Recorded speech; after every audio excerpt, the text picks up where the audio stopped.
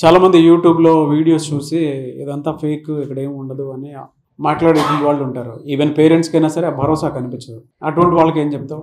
అంటే మనం బయట ఎన్నో చూస్తూ ఉంటాము, మనీ పే చేసి ప్రాపర్ అష్యూరెన్స్ లేక ఇస్తామని చెప్తారు, కానీ ఏమీ అష్యూరెన్స్ ఇవ్వరు.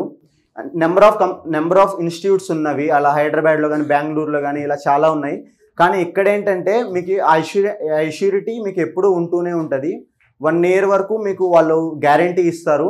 ఈవెన్ నెంబర్ ఆఫ్ డ్రైవ్స్ వాళ్ళు మీకు పెడుతూ ఉంటారు. మీరు ఫెయిల్ అవుతున్నా కానీ మీతో వాళ్ళు ప్రాపర్గా మాట్లాడతారు.